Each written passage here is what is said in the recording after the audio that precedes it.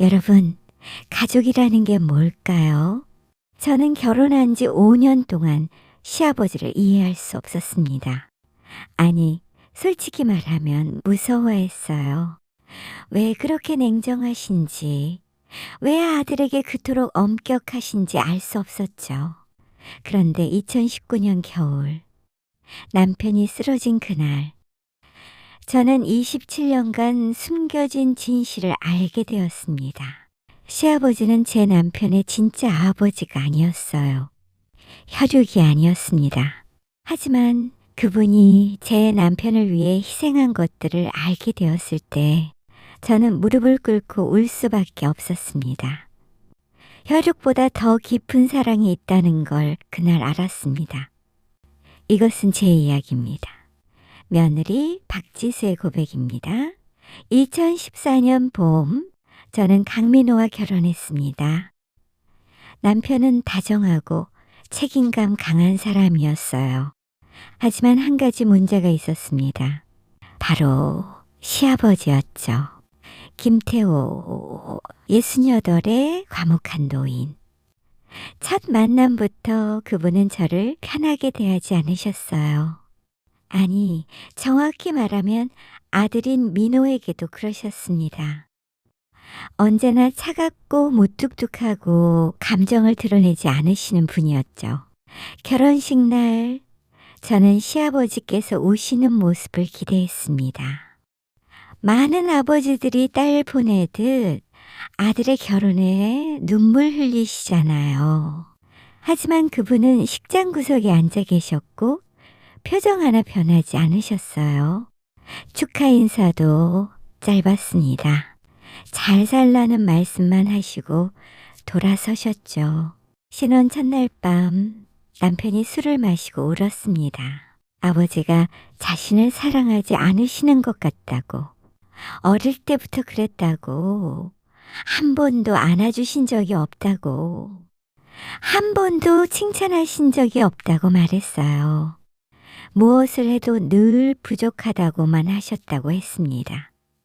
저는 남편을 안아주며 위로했습니다. 하지만 마음 한구석으로는 시아버지가 원망스러웠어요. 왜 저렇게 아들에게 냉정하실까? 무슨 이유가 있는 걸까? 결혼 후 우리는 시아버지와 함께 살지 않았습니다. 남편이 원하지 않았거든요.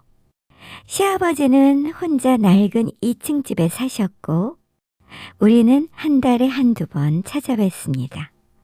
갈 때마다 분위기는 무거웠어요. 시아버지는 요즘 회사가 어떠냐고 물으셨고 민호가 괜찮다고 대답하면 괜찮긴 뭐가 괜찮냐고, 아직도 대리냐고, 동기들은 벌써 과장됐다며 지적하셨습니다. 민호는 죄송하다고 말했고 시아버지는 죄송하긴 뭐가 죄송하냐며 더 노력하라고 하셨어요. 그런 대화가 전부였습니다. 시아버지는 늘 남편의 부족한 점만 지적하셨어요. 남편은 점점 아버지를 멀리했고 저도 그분이 불편했습니다. 2017년 설날 큰 다툼이 있었습니다. 남편이 승진 소식을 알리려고 갔는데 시아버지께서 그것밖에 안 되냐고 하셨다고 했어요. 남편은 화가 나서 벌떡 일어나 소리쳤답니다. 아버지는 대체 자신이 뭘 어떻게 해야 만족하시냐고, 평생 이렇게 사시려냐고 물었다고 했습니다. 시아버지는 아무 말씀도 안 하셨답니다. 그저 담배를 피우러 밖으로 나가셨대요. 그날 이후 1년 넘게 남편은 아버지를 찾아뵙지 않았습니다. 저도 말리지 않았어요. 오히려 남편 편을 들었죠. 저도 시아버지가 이해되지 않았으니까요. 2019년 12월 4일 수요일, 제 인생이 완전히 바뀐 날입니다. 그날 아침 남편은 평소처럼 출근했습니다. 요즘 프로젝트가 바빠서 밤늦게까지 일한다고 했어요. 피곤해 보이긴 했지만 저는 대수롭지 않게 생각했습니다. 오후 2시쯤이었을 거예요. 회사에서 전화가 왔습니다. 남편 상사였어요. 민호가 회의 중에 쓰러졌다고 지금 구급차로 대학병원으로 가는 중이라고 말했습니다. 머릿속이 하얘졌습니다. 손이 떨려서 핸드폰을 제대로 잡을 수조차 없었어요. 택시를 타고 병원으로 달려갔습니다. 응급실 앞에 도착했을 때 남편은 이미 응급실 안에 있었고 저는 밖에서 기다릴 수밖에 없었죠. 1시간쯤 지났을까요? 응급실 문이 열리고 누군가 걸어 들어왔습니다. 시아버지였습니다.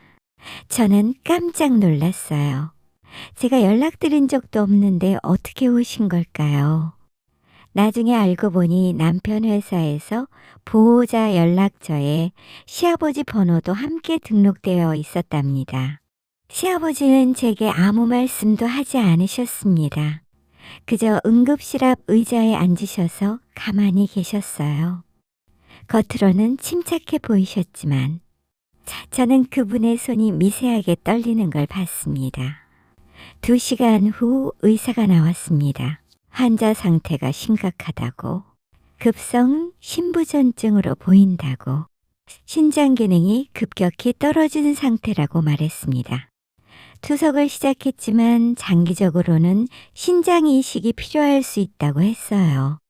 신장 이식, 그 말에 다리에 힘이 풀렸습니다. 의사는 지금은 중환자실로 옮기는 중이라고, 면회는 내일 아침부터 가능하다고 말했습니다. 그날 밤 저는 병원 로비 의자에서 잠을 청했습니다. 아니, 잠을 청하려 했지만 잘 수가 없었어요. 남편 생각에 눈물만 흘렀습니다. 새벽 4시쯤 화장실에 다녀오다가 복도 구석에서 누군가를 봤습니다. 시아버지였습니다. 그분은 벽에 기대어 서 계셨어요. 손에는 낡은 손수건을 쥐고 계셨고 그걸로 눈가를 닦고 계셨습니다. 우시는 거였어요. 평생 감정을 드러내지 않으시던 그분이 홀로 구석에서 눈물을 흘리고 계셨던 겁니다. 저는 다가가지 못했습니다. 왠지 그분의 슬픔을 건드려선 안 될 것 같았거든요. 그저 멀리서 지켜보기만 했습니다. 이상했어요. 그렇게 냉정하시던 분이, 그렇게 아들에게 무심하셨던 분이 왜 저렇게 우시는 걸까? 다음날 아침 의사와 상담이 있었습니다. 민호의 신장 기능은 회복 가능성이 낮다고 했습니다.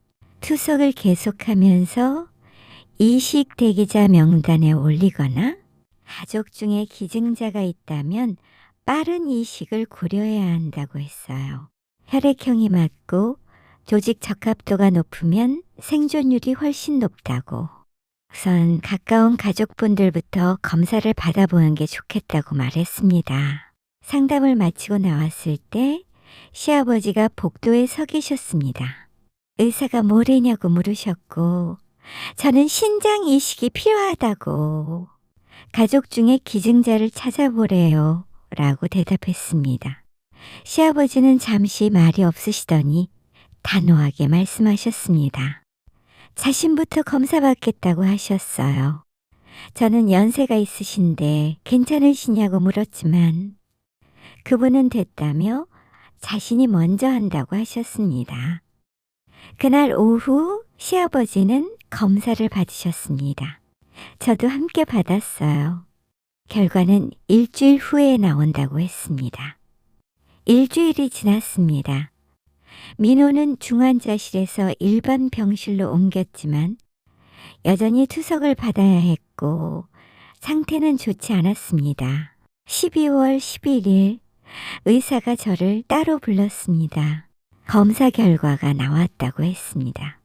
저는 아버님이 맞으시냐고 물었습니다. 의사는 잠시 망설이더니 조심스럽게 말했습니다. 제 혈액형은 민호와 맞지 않는다고. 그건 이미 알고 있었을 거라고. 문제는 태호 씨 검사 결과라고 말했어요. 저는 아버님 결과냐고 되물었습니다. 혈액형은 O형으로 맞지만 조직 적합도가 전혀 맞지 않는다고 했습니다. 그리고 말을 멈췄어요. 의사가 조심스럽게 말씀드리는 건데 유전자 검사 결과 두 분은 친자 관계가 아니라고 말했습니다. 순간 세상이 멈춘 것 같았습니다. 저는 되물었습니다. 뭐라고요? 라고. 태호 씨와 민호 씨는 생물학적으로 부자 관계가 아니라고. 그에는 A가 일치하지 않는다고 말했습니다. 저는 의자에 주저앉았습니다. 머릿속이 하얘졌어요. 친자 관계가 아니다. 그럼 민호는, 시아버지는, 의사는 이런 경우 보통 입양이거나 다른 사연이 있는 경우라고 혹시 알고 있었냐고 물었습니다. 저는 아니라고 전혀 몰랐다고 대답했습니다. 의사는 더 이상 말하지 않았습니다. 저는 비틀거리며 상담실을 나왔어요. 복도 끝 시아버지가 앉아 계셨습니다. 저는 그분께 걸어갔습니다. 다리가 떨렸지만 걸어갔습니다. 저는 아버님을 불렀습니다. 시아버지가 고개를 드셨습니다. 그분의 눈에는 이미 눈물이 고여 있었어요. 저는 병원에서 말했다는 걸 알고 계시냐고 물었습니다. 시아버지는 고개를 끄덕이셨습니다. 저는 민호가 친아들이 아니시라고 확인했습니다. 시아버지는 대답하지 않으셨습니다. 그저 고개를 떨구셨어요. 저는 울음이 터져 나왔습니다. 왜 말씀 안 하셨냐고, 27년 동안 우리한테 왜 숨기셨냐고 물었습니다. 시아버지는 제 이름을 부르셨습니다. 저는 민호가 얼마나 힘들어했는지 아시냐고, 아버지한테 인정받지 못해서 얼마나 상처받았는지 아시냐고 울부짖었습니다. 시아버지는 안다고, 다 안다고 하셨습니다. 저는 그럼 왜냐고, 왜 그렇게 냉정하게 대하셨냐고 물었습니다. 시아버지는 한참을 침묵하시더니 천천히 입을 여셨습니다. 자격이 없어서라고 하셨습니다. 저는 되물었습니다. 자신이 진짜 아버지가 아니니까. 그 아이 진짜 아버지가 되어줄 자격이 없어서. 그래서 더 엄하게 대할 수밖에 없었다고 말씀하셨습니다. 그날 밤 시아버지는 모든 것을 말씀하셨습니다. 병실 옆 상담실에서 저와 단둘이 앉아서요. 1992년이었다고 하셨습니다. 민호가 태어난 해라고. 시아버지는 주머니에서 낡은 흑백 사진 한 장을 꺼내셨습니다. 사진 속에는 젊은 시아버지와 다른 부부, 그리고 아기가 있었어요. 사진 속 남자가 민호 친아버지라고, 박철수라고, 고등학교 동창이었다고, 둘도 없는 친구였다고 말씀하셨습니다. 사진 속 남자는 환하게 웃고 있었습니다. 품에 아기를 안고요. 철수는 시아버지보다 1년 늦게 결혼했다고 했습니다. 아내 이름은 수진이었고 정말 좋은 사람이었다고. 민호가 태어났을 때 철수가 얼마나 기뻐했는지 모른다고.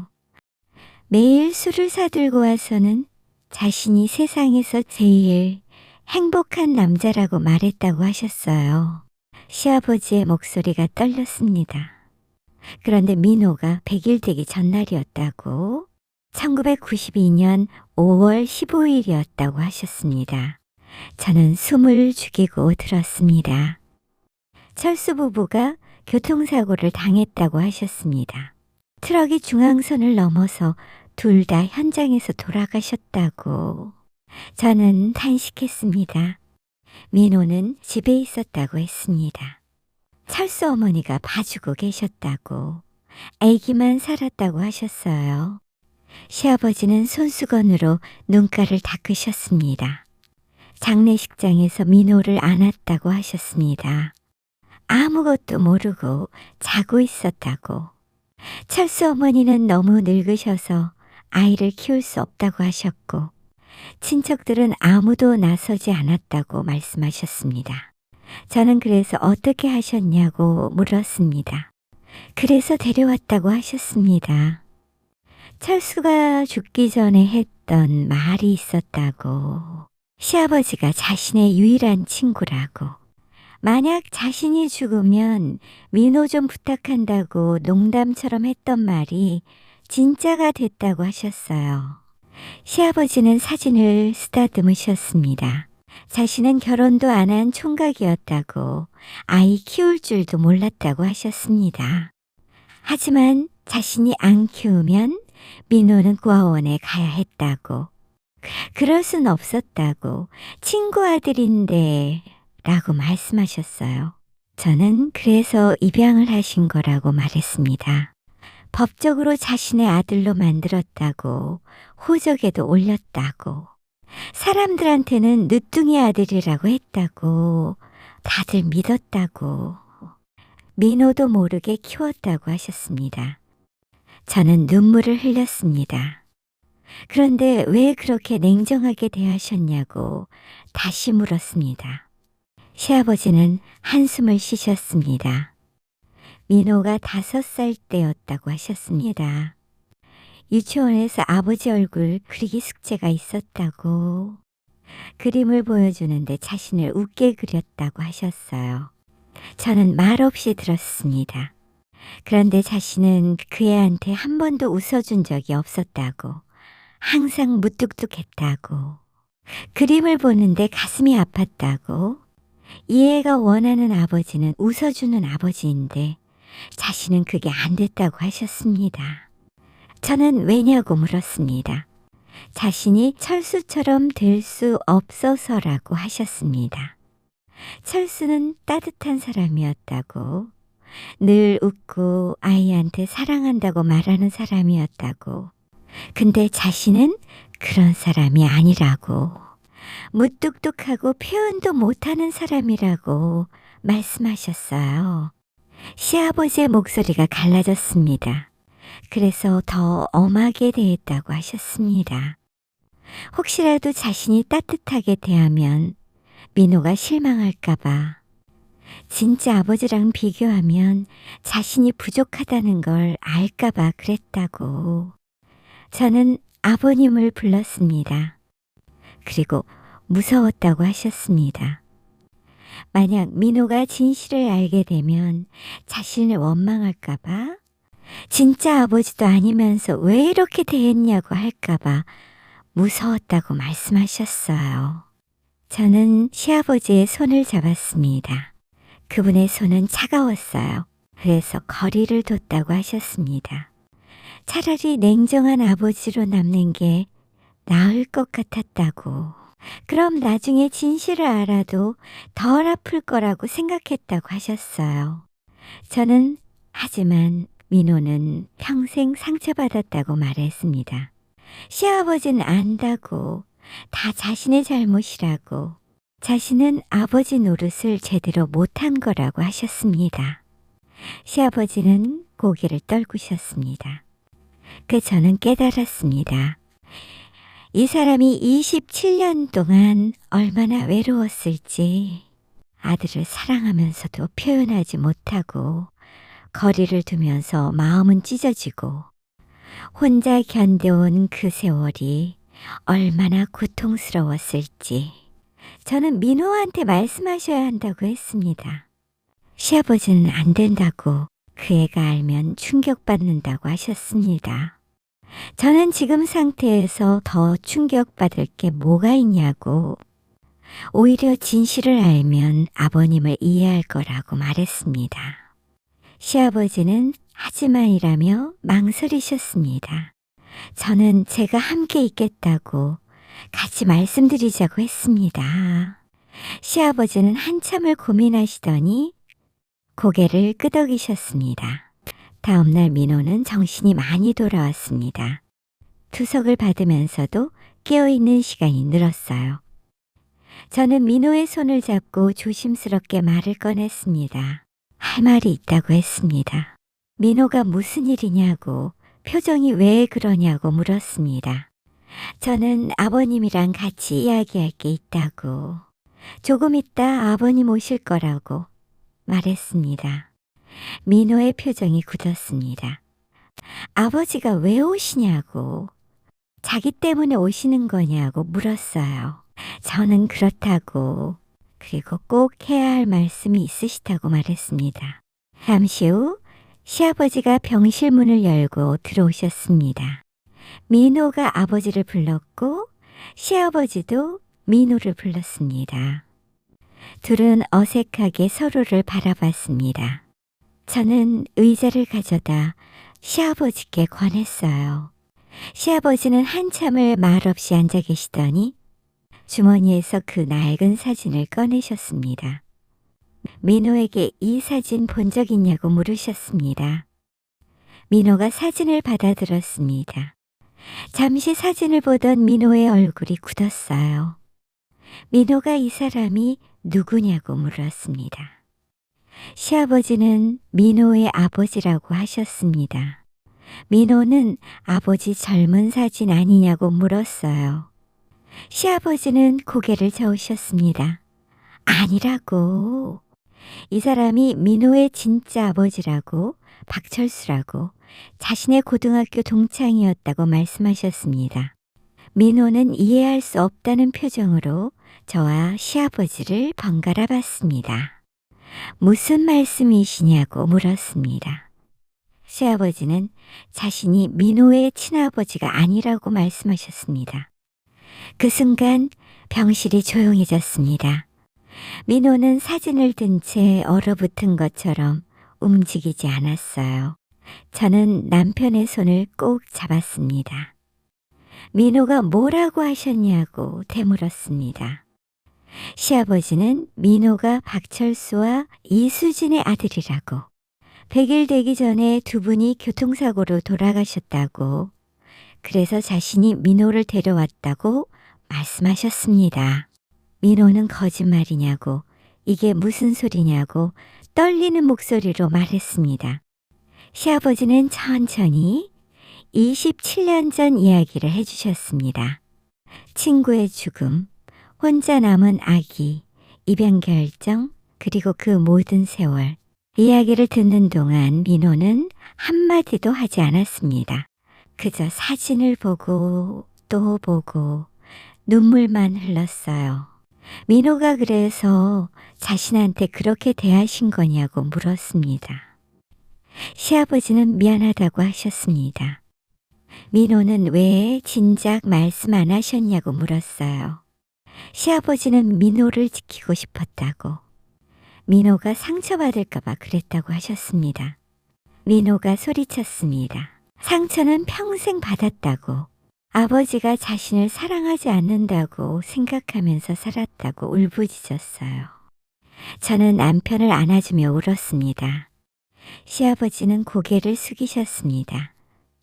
미안하다고, 자신은 민호의 아버지가 될 자격이 없어서 그랬다고 말씀하셨습니다. 민호가 자격이라고 되물었습니다. 혈육도 아닌 아이를 27년 동안 키우신 게 자격이 없는 거냐고, 홀로 전부 감당하신 게 자격이 없는 거냐고 물었어요. 민호는 자신이 평생 아버지가 자신을 사랑하지 않는다고 생각했다고, 그런데 지금 알았다고, 아버지가 자신을 너무 사랑하셔서 그래서 그렇게 힘드셨던 거라고 말했습니다. 민호가 침대에서 일어나려 했습니다. 저는 급히 말렸어요. 아직 몸이 안 좋다고. 민호는 괜찮다며 비틀거리며 일어나서 시아버지 앞으로 갔습니다. 그리고 무릎을 꿇었습니다. 아버지라고 부르며 죄송하다고, 자신이 몰라봤다고 말했습니다. 시아버지의 눈에서 눈물이 쏟아졌습니다. 민호를 부르셨습니다. 민호는 아버지가 아니시라고 말씀하시지만 아니라고, 아버지라고, 자신의 진짜 아버지라고 말했습니다. 민호가 시아버지의 손을 잡으며 27년 동안 자신을 키워주시고 먹여주시고 가르쳐주신 분이 아버지 아니면 누구냐고 말했어요. 시아버지는 울음을 참지 못하셨습니다. 평생 감정을 숨기고 사셨던 그분이 마침내 무너지셨어요. 미안하다고 반복하셨습니다. 민호가 평생 처음으로 사랑한다고 말했습니다. 시아버지도 자신도 사랑한다고 아들아 라고 하셨습니다. 두 사람은 그렇게 껴안고 울었습니다. 저도 울었어요. 병실 밖 간호사들도 몰래 울었답니다. 27년 만에 진짜 부자가 된 순간이었습니다. 하지만 감동도 잠시 현실로 돌아와야 했습니다. 민호는 여전히 신장 이식이 필요했어요. 시아버지는 기증자가 될 수 없었고 저도 혈액형이 맞지 않았습니다. 결국 이식 대기자 명단에 올렸습니다. 하지만 기다림은 끝이 없었어요. 민호의 상태는 점점 나빠졌습니다. 투석을 받아도 몸이 붓고 기력이 떨어졌어요. 2020년 1월 의사가 심각한 표정으로 더 이상 기다리면 위험하다고 최대한 빨리 기증자를 찾아야 한다고 말했습니다. 저는 절망했습니다. 시아버지도 매일 병원에 오셔서 민호를 지켜보셨어요. 어느 날 시아버지가 물으셨습니다. 혹시 철수 가족들 연락처 아는 거 있냐고. 저는 친아버지 가족이냐고. 아버님도 연락 안 하신 거 아니냐고 물었습니다. 시아버지는 한 번도 안 했다고. 민호 데려온 다음부터 연락을 끊었다고 하셨어요. 저는 왜냐고 물었습니다. 미안해서라고.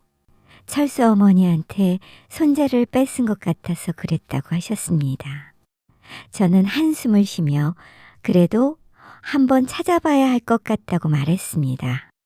우리는 옛날 주소를 뒤져서 철수 씨 어머니를 찾았습니다. 놀랍게도 아직 살아계셨어요. 88세의 할머니로요. 요양원에 계셨는데 시아버지와 제가 찾아갔을 때 처음엔 알아보지 못하셨어요. 하지만 시아버지가 말씀하시자 눈물을 흘리셨습니다. 태호가 맞냐고. 민호는 잘 있냐고 물으셨어요. 시아버지는 예라고 대답하시며 하지만 지금 상황을 설명하셨습니다. 할머니는 한참을 우시더니 자신이 늙어서 아무것도 못 해준다고 미안하다고 하셨어요. 시아버지는 아니라고, 어머님 잘못이 아니라고 하셨습니다. 그때 요양보호사가 혹시 친척분들 중에 도와주실 분은 안 계시냐고 물었습니다. 할머니는 철수는 외동이었다고, 친척이라곤이라며 말을 흐리시다가 갑자기 뭔가 생각난 듯 말씀하셨습니다. 철수 사촌동생 박민석이가 있다고 하셨어요. 저는 사촌동생이냐고 물었습니다. 할머니는 그렇다고. 철수보다 5살 아래였는데 지금 어디 사는지 모르겠다고 하셨어요. 우리는 수소문 끝에 박민석 씨를 찾아냈습니다. 그분은 부산에서 사업을 하는 중년 남성이었어요. 철수 씨 이야기를 듣고 놀라워하시더니 검사를 받겠다고 하셨습니다. 그리고 기적이 일어났습니다. 박민석 씨의 조직이 민호와 거의 완벽하게 일치한 거예요. 의사가 정말 드문 경우라고. 사촌지간인데 이렇게 잘 맞을 줄은 몰랐다고 말했습니다. 수술 날짜가 잡혔습니다. 2020년 2월 14일 발렌타인데이였어요. 수술은 성공적이었습니다. 민호도 박민석 씨도 무사히 회복하셨어요. 한 달 후 민호는 퇴원했습니다. 우리는 집에서 작은 파티를 열었어요. 시아버지 박민석 씨, 철수 할머니, 그리고 우리 부부. 처음으로 세대가 모인 자리였습니다. 민석 씨가 말씀하셨어요. 사실 철수 형 돌아가셨을 때 정말 힘들었다고, 형이 자신한테 친형처럼 잘해주셨다고, 조카를 보지 못한 게 평생 한이었는데 이렇게 만나게 될 줄은 몰랐다고 하셨습니다. 민호가 고개를 숙이며 삼촌이라 부르고 신장을 주셔서 정말 감사하다고 말했습니다. 민석 씨는 아니라고, 자신이 해줄 수 있는 게 이것밖에 없어서 미안하다고, 진작 찾았어야 했다고 하셨어요. 철수 할머니가 민호의 손을 잡으셨습니다. 할미가 미안하다고, 민호가 어릴 때 키우지 못해서 미안하다고 하셨어요. 민호는 아니라고, 저는 좋은 아버지 만나서 잘 컸다고 말했습니다. 민호가 시아버지를 바라봤습니다. 시아버지는 창밖을 보고 계셨어요. 하지만 제가 봤어요. 그분이 미소 짓고 계신 걸. 평생 처음 보는 환한 미소였습니다. 그날 밤 손님들이 다 가시고 우리 셋만 남았습니다. 민호가 시아버지께 같이 살자고 말했습니다. 시아버지가 되물으셨어요. 민호는 자신과 지수와 아버지 셋이서 같이 살자고, 이제는 가족답게 살고 싶다고 말했습니다. 시아버지는 잠시 말이 없으시더니 고개를 끄덕이셨습니다. 그러자고 하셨어요. 우리는 좀 더 큰 집으로 이사했습니다. 방 3개짜리 아파트였어요. 시아버지는 작은 방을 쓰셨지만 이제는 거실에도 자주 나오셨습니다. 우리랑 같이 TV도 보시고 밥도 같이 먹으셨어요. 어느 날 저녁 제가 설거지를 하는데 민호가 시아버지와 이야기하는 소리가 들렸습니다. 민호가 오늘 회사에서 팀장 제안이 왔다고 말했어요. 시아버지는 그래냐고 잘했다고 하셨습니다. 민호가 그게 전부냐고, 예전 같으면 그것밖에 안 되냐고 하셨을 텐데 라고 말했습니다. 시아버지가 웃으셨습니다. 정말 웃으셨어요. 이제는 그러지 않을 거라고. 민호는 이미 충분히 잘하고 있다고, 아버지가 자랑스럽다고 말씀하셨습니다. 저는 설거지하다 울었습니다. 행복의 눈물이었어요. 2021년 어느 날 민호가 제게 말했습니다. 우리 아이 가지자고 했어요. 저는 진짜냐고 물었습니다. 민호는 그렇다고, 아버지가 할아버지 되는 모습 보고 싶다고, 진짜 할아버지로 말이에요 라고 했습니다. 저는 남편을 껴안고 울었습니다. 그리고 2022년 봄 우리 딸이 태어났습니다. 시아버지는 손녀를 안고 우셨어요. 평생 참았던 감정을 이제는 숨기지 않으셨습니다. 할아버지의 첫 손주라고, 우리 예쁜 손주라고 하시며 눈물을 흘리셨어요. 민호가 옆에서 이름을 아버지가 지어달라고 했습니다. 시아버지가 자신이 지어도 되냐고 물으셨습니다. 민호는 그렇다고 할아버지가 지어달라고 했습니다. 시아버지는 한참을 생각하시더니 은혜라고, 김은혜라고, 하늘이 준 은혜라는 뜻이라고 말씀하셨습니다. 우리는 다 울었습니다. 지금 저는 41살입니다. 딸 은혜는 3살이 되었고 시아버지는 73이 되셨어요. 매일 아침 시아버지는 은혜를 어린이집에 데려다 주십니다. 손녀 손을 잡고 걸어가시는 뒷모습을 보면 저는 가슴이 뭉클해집니다. 27년 동안 사랑을 숨기고 사셨던 분이 이제는 사랑을 마음껏 표현하세요. 어제 은혜가 시아버지께 물었답니다. 할아버지는 우리 아빠 진짜 아빠냐고. 시아버지는 잠시 멈추시더니 은혜를 안아 올리며 그럼 할아버지가 진짜 할아버지라고 하셨대요. 은혜가 왜 아빠랑 안 닮았냐고 물었답니다. 시아버지는 닮은 건 얼굴만 있는 게 아니라고 마음도 닮을 수 있다고 하셨대요. 은혜가 마음으로 닮았냐고 물었고 시아버지는 그렇다고, 할아버지랑 아빠는 마음으로 가족이라고 하셨답니다. 은혜가 웃으며 그럼 자기도 할아버지랑 마음으로 닮았냐고 물었대요.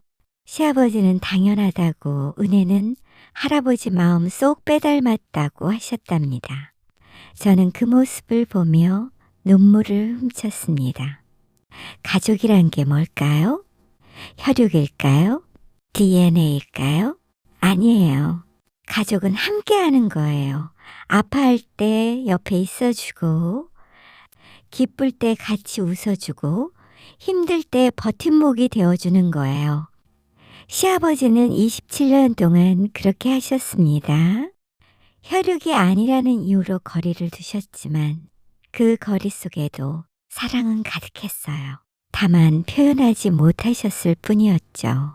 지금은 다 표현하십니다. 매일 아침 사랑한다 말씀하시고 안아주시고 웃어주세요. 민호는 이제 더 이상 아버지가 자신을 사랑하지 않는다고 생각하지 않습니다. 매일 감사하다고 존경한다고 말해요. 저도 시아버지를 진짜 아버지처럼 모십니다. 아니, 진짜 아버지보다 더 존경합니다. 어제 저녁 온 가족이 모여 밥을 먹는데 시아버지께서 말씀하셨어요. 자신의 인생에서 가장 잘한 일이 뭔 줄 아냐고 하셨습니다. 민호가 뭐냐고 물었습니다. 시아버지는 민호 데려온 거라고, 그게 제일 잘한 일이라고 하셨어요. 민호가 눈시울을 붉혔습니다. 자신도 그렇다고? 자신의 인생에서 가장 큰 행운은 아버지 아들로 태어난 거라고 말했습니다. 시아버지가 민호를 데려온 거라고 하셨어요. 민호는 그래도 아버지 아들인 건 똑같다고 말했습니다. 시아버지가 웃으셨습니다. 그래, 맞다고. 민호는 자신의 아들이라고, 영원히 그럴 거라고 하셨어요. 우리는 함께 웃었습니다. 밖에서 눈이 내렸어요. 하얀 눈이 창문을 덮어가고 있었습니다. 새로운 시작 같았어요. 27년간 숨겨졌던 비밀은 이제 우리를 더 단단하게 묶어주는 끈이 되었습니다. 혈육보다 진한 사랑, 그것이 진짜 가족이라는 걸 우리는 배웠습니다.